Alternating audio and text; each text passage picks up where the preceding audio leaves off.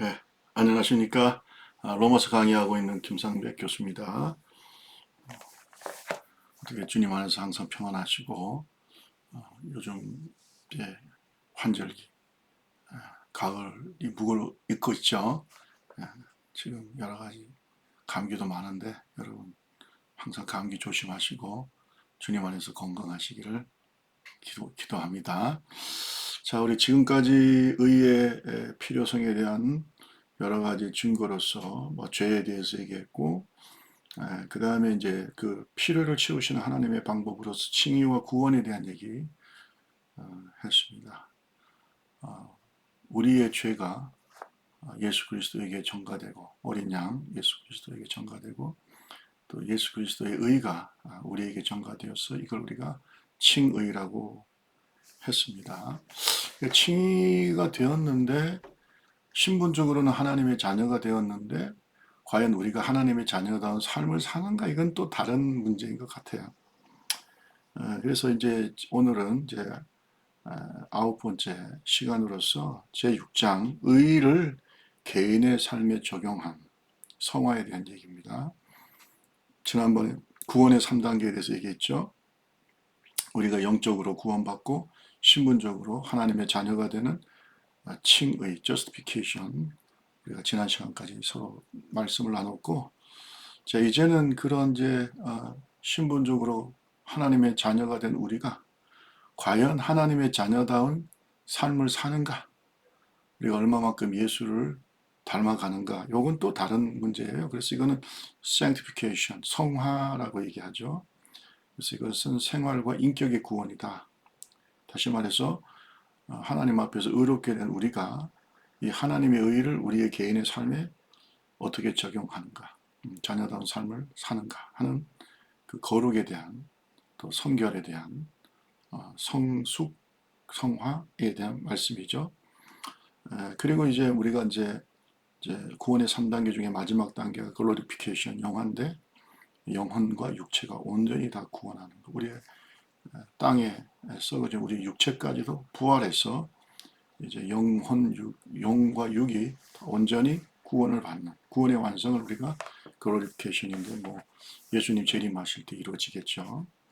자, 어쨌든 간에 바울은 6장 7장에서 로마서 6장 7장에서 우리가 그리스도 안에서 의롭게 되었고 산자가 되었는데 정말 그 여전히 마치 죽은 자 같은 그런 삶을 사는 비극적 현실에 대해서 말하고 있습니다.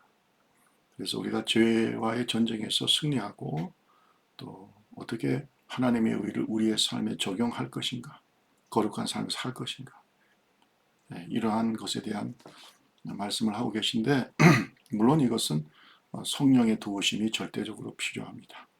그래서 이 6장에서부터 8장 이르기까지 성화에 대한 문제 같이 은혜를 나눠보고자 합니다. 첫 번째 성화의 원리는 예수 그리스도와 연합하는 겁니다. 이것이 세례, 즉 침례의 의미이기도 하죠. 6장 1절에 보면 은혜를 더하려고 죄에 거하겠느냐 이렇게 말씀하고 있습니다. 이것은 5장 20절에 그러나 죄가 더한 것에 은혜가 더욱 넘쳤나니 라고 하는 은혜의 교리에 대한 좀 곡해, 잘못된 오해나 또 이런 논쟁에 대한 논박이라고 볼 수 있습니다. 우리가 이 은혜를 잘못 해석하고 잘못 이해하는 분들이 참 많아요. 은혜라는 게 다 값없이 주시는 하나님의 선물이잖아요. 그러니까 이것을 마치 가치 없는 것으로 정말 이것을 악용하는 사례도 있습니다. 그래서 세 가지 정도의 오해에 대해서 오늘 얘기를 하고 있습니다. 은혜를 더하려고 죄에 가하겠느냐. 이 말씀에 대해서 이 세 가지의 잘못된 오해가 있는데, 첫째는 하나님의 관계가 우리의 행위에 의해서 상실될 어떤 성질의 것이 아니라 하나님께서 값없이 주신 선물이기 때문에 마음대로 자유롭게 살 수 있다. 이건 자유에 대한 오해죠. 하나님과의 관계가 어차피 하나님의 선물이니까 우리가 자유롭게 산다고 해서 그 하나님께서 그 관계를 초래하지 않는다. 뭐 이런 생각이겠죠. 그래서 구원파 같은 이단은 한 번 구원받은 자는 회개할 필요 없다 라는 식으로 접근합니다. 여러분, 이게 은혜를 잘못 생각하는 거죠. 그 다음에 두 번째는 지은 죄는 회개할 수 있고, 또 죄를 지을수록 또 하나님의 은혜가 넘치기 때문에 죄는 짓는 것도 괜찮다. 뭐 이런 얘기입니다. 다시 말해서 죄를 지을수록 은혜의 총량은 증가한다. 여러분, 이것은 굉장히 어떻게 보면 말도 안 되는 얘기죠. 러시아 수도사였던 라스푸틴, 아주 러시아를 굉장히 혼란스럽게 만들었던 아주 나쁜 사람이죠. 근데 한동안 러시아 황제 니콜라스 2세에게 대단히 영향을 끼쳤는데, 사람이 죄를 많이 지을수록 그는 더욱더 많은 은혜를 받을 것이다. 그러므로 기꺼이 죄를 지어라. 아무리 죄를 지어도 하나님 우리 버리지 않고 오히려 은혜가 더 넘친다. 이게 얼마나 말도 안 되는 얘기입니까? 이런 얘기고요. 그 다음에 이제 세 번째로 율법을 지킴으로 얻을 수 있는 것을 값없이 받을 수 있다고 잘못 바울이 가르쳐 가지고 이런 말도 안 되는 얘기가 나오게 됐다. 뭐 이런 얘기죠. 그러니까 율법을 지켜야 얻을 수 있다. 이건 율법주의죠. 그러니까 은혜로 값없이 우리가 하나님과의 관계가 회복이 되고 의롭게 되었다라고 하는 그런 은혜의 교리를 반박하는 율법주의자들의 말이라고 얘기할 수가 있습니다. 여러분, 구원과 칭의는 전적인 하나님의 은혜죠. 이제 문제는 은혜를 받았고 구원을 받았는데 삶의 변화가 없다. 이게 문제입니다. 이제 여기에 대해서 이런 은혜를 잘못 곡해하고 오해하는 이런 얘기들이 나오는 겁니다. 한번 하나님과의 관계에서 구원받았으면 자유롭게 됐기 때문에 회개할 필요 없다. 또는 죄를 지을수록 또 은혜가 넘친다. 또는 율법으로 구원을 받고 의롭게 되는 건데 이건 뭐 은혜라는 말로 잘못 가르쳐서 이런 문제가 생겼다. 자, 여기에 대해서 바울 사도의 대답은 아주 명료하죠. 6장 2절 말씀 1절과 2절 제가 읽겠습니다. 그런즉 우리가 무슨 말을 하리요? 은혜를 더하게 하려고 죄에 거하겠느냐? 그럴 수 없느니라. 죄에 대하여 죽은 우리가 어찌 그 가운데 더 살리요? 이렇게 얘기하고 있습니다. 그럴 수 없다. 그러니까 다시 말해서 은혜로 거룩하게 된 의롭게 된 우리는 이렇게 은혜를 더하려고 더 죄를 짓는 것은 말이 안 된다. 불가능한 얘기다. 이런 말씀입니다. 자, 그 이제 이유에 대해서 이렇게 얘기하고 있죠. 다음 같은 이유로 더 이상 죄 가운데 살 수 없다는 말씀이죠. 은혜를 받아서 칭히 의롭게 된 우리는 더 이상 죄의 노예로 살 수 없다는 겁니다. 다시 말해서 성화된다는 거죠. 자, 그래서 6장 2절에 보면 왜 그러냐? 우리가 죄에 대해서 죽었기 때문이다. 죄에 대해서 죽었다는 말은 죄와의 관계가 끊어졌다는 거죠. 죽음은 separation, 분리를 의미하기 때문에. 그래서 뭐 첫 번째 죽음은 우리의 영과 육이 분리되는 것이고, 둘째 사망, 영원한 사망, 이것은 하나님과 지옥에서 영원히 분리되는 거죠. 자, 그래서 어쨌든 간에 우리가 죄에 대해서 죽었다는 것이죠. 그래서 죄에 대해서 죽은 우리가, 그러니까 죄와 분리되고 이제는 죄의 관계가 단절이 되고, 그러므로 계속 죄의 영향을 받으면서 죄 가운데 사는 것은 용납할 수 없을 뿐 아니라 불가능한 일이다. 자, 그 다음에 이제 두 번째로 이제 얘기할 수 있는 것은 또 그리스도와 연합이다. 그래서 우리가 침례를 받잖아요. 세례를 받으면 물속에 들어가면서 예수 그리스도와 함께 세상과 죄에 대해서 죽고, 또 물속에서 나오면서 하나님에 대해서 산자가 되는, 그래서 죄에 대해서 죽은 자가 됐고 하나님에 대해서 산자가 되었는데 우리가 이렇게 또 죄를 계속 지을 수 있냐? 그건 말이 안 된다는 얘기죠. 그래서 자, 5절에 보면은 침례의 의미를 쭉 얘기를 하죠. 그래서 5절에 보면 만일 우리가 그의 죽음에 본받아 연합한 자가 되었으면 또한 그의 부활을 본받아 연합한 자가 되리라. 6절에 우리가 알거니와 우리 옛사람이 예수와 함께 십자가에 못 박힌 것은 죄의 몸을 멸하러 하여 다시는 우리가 죄에게 종노릇 하지 아니하려 아멘. 이는 죽은 자가 죄에서 벗어나 의롭다 하심을 얻었음이로다. 의롭게 된 우리는 죄에 대해서 철저히 죽은 자가 되어야 되죠. 그래서 자 5절에 보면 이제 성도는 그리스도의 죽으심과 연합한 자가 되었다. 그래서 죄에 대해서 죽은 자가 되었다. 여기서 연합했다는 말은 심피토이라는 말인데 접목되었다. 전혀 다른 그런 어떻게 보면 돌감람나무 가지가 참감람나무에 접붙임 바 되어서 그 참감람나무의 성질로 그 돌감람나무 가지가 변화되었다는 거죠. 그러니까 우리는 이미 예수 그리스도를 통해서 거듭나고 믿음의 조상인 아브라함의 후손이 되었을 때 이미 우리는 이런 영적인 성질이 변화됐다. 거룩하게. 그래서 그렇게 계속해서 죄를 습관적으로 짓는 것은 불가능하다. 그래서 옛사람이 그리스도 예수와 함께 십자가에 못 박혀서 연합하게 됐죠. 그러므로 이 죄의 몸을 멸하게 되었고 더 이상 우리의 육신을 죄의 도구로 사용하지 않고 이런 것들을 멸하게 되었다. 그래서 멸하게 되었다. 완전히 분쇄되어 소멸합니다. 그러니까 더 이상 우리가 죄의 도구로 쓰임 받을 수가 없다는 것이죠. 영적으로. 그래서 6절에 보세요. 다시는 죄에게 종노를 할 수가 없다는 겁니다. 그래서 악한 성품에 더 이상 노예처럼 순종하는 것은 더 이상 허락하지 않는다는 것입니다. 습관적으로 죄를 지읍시다. 다시 말해서 우리가 거듭나게 되고 영적으로 새롭게 의롭게 되면 죄에 대해서 저항력이 있다는 겁니다. 죄를 싸우고 세상과 싸우고 아무리 작은 물고기라도 생명이 있는 것은 강을 어떻게 해요? 거슬러 올라가잖아요. 생명이 있기 때문에. 우리 속에 새 생명이 있기 때문에 죄에 대해서 이렇게 마치 그냥 그 쓸려 나가는 마치 나무 토막처럼 그렇게 쓸려 나가지가 않고 거슬러 올라가는 생명력이 있다. 죄에 대한 또 세상에 대한 또 사탄에 대한 저항력이 있다는 것을 말씀하고 있습니다.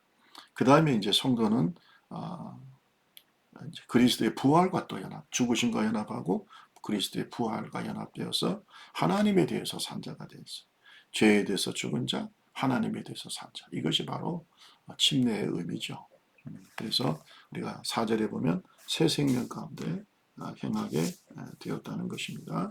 새 생명 가운데 행하게 되었다. 그래서 여러분 4절에 보면 우리로 또한 새 생명 가운데 행하게 하려 합니다. 우리 속에 new life, 새로운 생명이 있는 거죠. eternal life, 영원한 생명이 이미 우리 속에 있기 때문에 이렇게 죄에 복종하면서 산다는 것은 이것은 불가능한 얘기입니다. 그리고 10절에 보면 하나님께 대해서 산 자가 된 것입니다. 그의 죽으심은 죄에 대해서 단번에 죽으시며 그의 살으심은 하나님께 대하여 산 자가 된 것이다. 이렇게 얘기했습니다. 그래서 하나님과 바른 관계를 맺게 되고 또 하나님과 펠로십, 친교를 갖게 되죠. 다시 얘기합니다. 예수님은 십자가에서 죄에 대해서 단번에 죽으셨고 또 부활하심으로 하나님께 대해서 산 자가 된 것처럼 우리도 침례를 통해서 예수와 함께 세상에 대해서 십자가에 못 박히고 죽은 자가 되고 죄에 대해서 죽은 자가 되고 다시 우리가 물 위로 나오면서 예수 그리스도와 함께 산 자가 되고 영원한 생명을 얻게 된 이러한 영적인 이러한 변화를 고백하는 것, 내가 하나님 앞에 산 자가 되었다고 고백하는 이런 의식이 바로 침례 의식이다. 이거 우리가 깨달아야 될 줄로 믿습니다. 하나님을 위해서 산 자가 되면요, 사실은 삶의 목표가 바뀌게 되는 거죠. 그래서 우리가 거듭나고 주님 앞에서 하나님의 의가 우리에게 전가가 돼서 우리가 거듭나게 되면 우리의 삶의 목표나 여러 가지 인격과 삶의 변화가 일어나게 되죠. 근데 제일 중요한 건 삶의 목표부터가 목적이 변화되게 됐어요. 그래서 릭 워렌 목사님이 The Purpose Driven Life라고 하는 목적이 이끌어가는 삶이라는 책을 썼잖아요. 그래서 원어는 The Purpose Driven Life입니다. 삶을 이끌어가는 목표인데 어쨌든 목적이 이끌어가는 삶의 목적이 바뀌었어요. 삶이 바뀌는 거죠.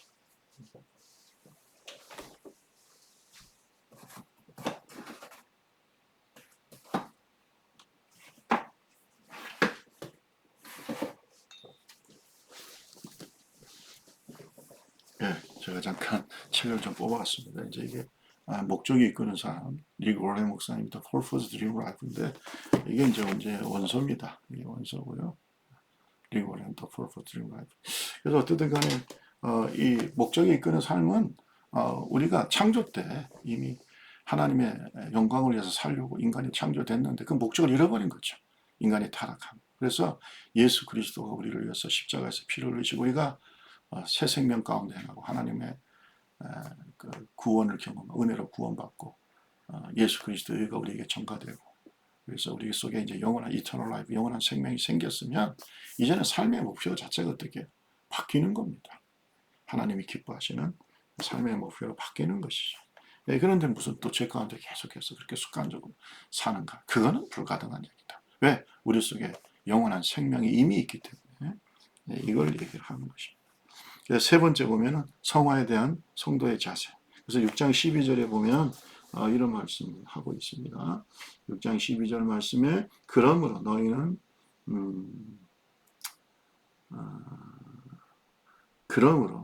죄에 대해서 죽은 몸을 왕노릇하지 못하게 하여 몸의 사익을 순종치 말고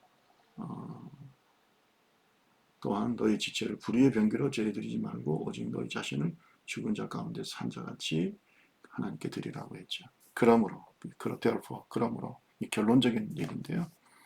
예수 그리스도와 연합한 자가 되어서 죄에 죽고 하나님에 대해서 산 자가 된 우리는 어떻게 살아야 되는가? 이거예요. 이것이 바로 성화를 위한 성도의 자세를 말합니다. 하나님의 은혜로 우리가 값없이 은혜 받았어요. 그 우리의 반응이 이제 중요하죠. 그죠? 하나님의 사랑과 그 은혜에 대해서 우리가 어떻게 살아야 되는가? 어떻게 살아야 돼? How to live? 어떻게 살아야 되는가? 이런 문제입니다. 그래서 이건 우리의 자유의지, 거룩한 의지가 필요하죠.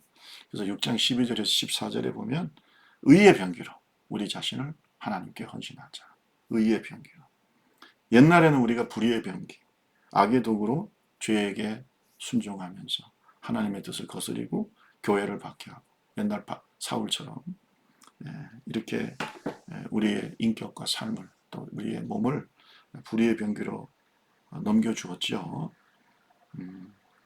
그런데 이제는 우리가 변화가 되어서 우리 지체를 우리의 몸과 우리의 삶을 의의 병기로 하나님의 나라와 하나님의 의를 이루기 위한 병기로 하나님께 드리라는 겁니다. 그러니까 다시 말해서 죄와 저항하고 싸우고 이렇게 하라는 것이 이걸 결단을 하는 것이 굉장히 중요해요. 교회에 대한 여러 가지 얘기가 있는데 그 중에 교회의 중요한 하나의 성격은 바로 전투적 교회를 말하는 거예요. 여러분 지금 우리가 살고 있는 이 시대에 세속화가 심각하죠. 교회의 세속화, 교회의 거룩함이 심각한 위기를 지금 어떻게 보면 겪고 있는데 우리가 좀 더 거룩함을 위한 전투적 교회로. 그래서 어떤 분이 그러더라고. 교회는 뭐 천국의 모형이기도 하지만 교회는 영적인 훈련소다. 그렇지 않습니까? 그래서 교회에서 시험도 들기도 하고 어떤 때는 여러분 교회 안에는 또 마귀역사 없나요? 다 있지. 또 교회 안에 또 불의한 자가 있고 아직 거듭나지 못한 자들도 있고. 그래서 교회는 그 영적으로 자꾸 이제 그런 것에 대해서 훈련을 받고 거룩한 하나님의 사람으로 성장하는. 그래서 중요한 이제 교회에 대한 속성에 대해서 전투적 교회도 얘기하고 있고 또 훈련소인 교회 그리고 신자들의 어머니 영적으로 태어나게 하고 또 양육해서 거룩한 하나님의 성숙한 자녀가 되게 하는 양육적 교회, 다시 말해서 영적인 어머니, 신자의 어머니로서의 교회 이런 것들을 강조하고 있습니다. 자, 그래서 첫째는 병기로, 의의 병기로 자신을 드려야 되죠. 거룩함을 위해서 헌신해야 되고. 두 번째로 하나님의 의의 종으로서 순종하자는 거예요. 의의 병기, 그 다음에 의의 종. 종은 노예죠, 노예. 그래서 내가 누구에게 순종하느냐에 따라서 그 순종하는 사람의 또 순종하는 세력의 종이 되는 건데 그리고 옛날에는 죄의 노예였죠. 죄의 종이었죠. 이때는 선한 일에 대해서 자유를 주었고 선한 일에 아무 관심이 없었고 전혀 하나님의 일에 대해서 우리가 반응하지 않았죠. 죽었으니까. 그때 우리의 열매는 부끄러웠고 영원한 사망이 우리를 지배하고 있었습니다. 그래서 여러분 그때는 하나님의 의와 상관없이 제멋대로 놀았다. 공동번역에 보면 제멋대로 놀았다. 하나님과 전혀 상관없이 살았어요. 여러분 지금도 뭐 예수 안 믿는 사람들 중에 아직 거듭나지 않는 자연인들 중에 뭐 윤리적으로 도덕적으로 뭐 또 나름대로 또 어떻게 보면 뭐 인격적으로 사는 분도 있죠. 도덕적인 사람들도 있고 뭐 성인군자도 있고. 그런데 그분들이 하나님의 영광을 위해 사는 게 아니에요. 전혀 하나님의 어떤 영광이나 하나님의 일과는 상관이 없습니다. 하나님의 선한 일에는 아무 관심이 없어요. 자기 자신을 위한 것이고 이런 거죠. 그래서 하나님에 대해서는 자유하고 하나님의 선한 일에 대해서 자유하고 하나님의 의에 대해서 자유한 자들이었다. 이것이 바로 예수 믿기 전에 거듭나기 전에 의롭게 되기 전에 우리의 모습이죠. 그런데 이제 우리가 거듭나고 난 다음에 하나님의 거룩하심, 하나님의 의로운 그런 칭의, 하나님의 의를 얻게 된 다음에는 우리는 이제 의의 종이 되는 겁니다. 죄에서 해방되고 의의 종이 돼. 19절.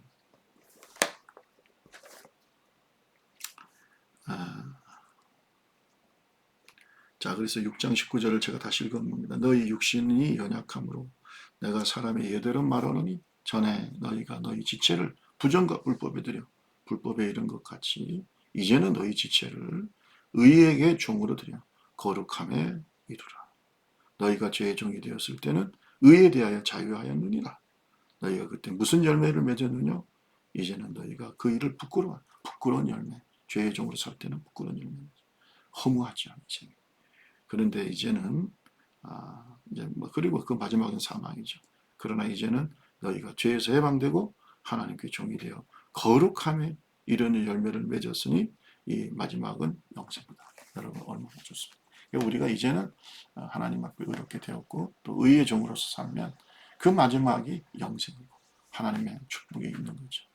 여러분 의의 종이 되었습니다. 칭의를 받은 후에 이제는 하나님께 대해서 순종하는 하나님의 종이 되었고 우리가 그래서 우리가 성도, 거룩한 무리라고 하지 않습니까?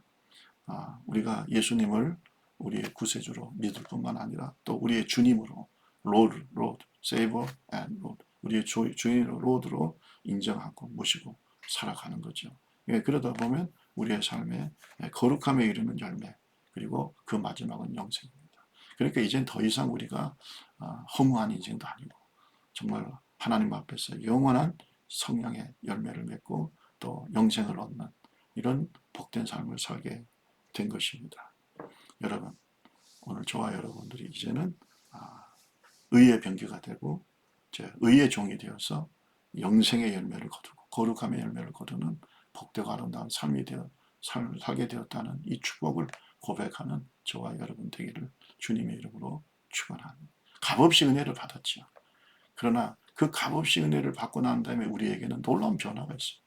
그것이 바로 새 생명 가운데 행하는 것이 우리 속에 영생이 있는 것이고 생명이 있는 자는 절대 죄하고 죄에 대해서 옛날같이 복종하거나 또 계속적으로 뭐 우리가 어떤 데는 실수할 수도 있고 그렇지만 그러나 이렇게 습관적으로 지속적으로 죄의 종으로 살지 않습니다. 이제 우리는 하나님의 종이고 죄에 대해서 저항력을 갖게 되고 또 하나님께 감동을 드리고 세상을 변화시키는 이런 의의 종이 되었다는 거 하나님의 종이 되었다는 거 우리가 고백하는 저와 여러분 되시기를 주님의 이름으로 축원합니다.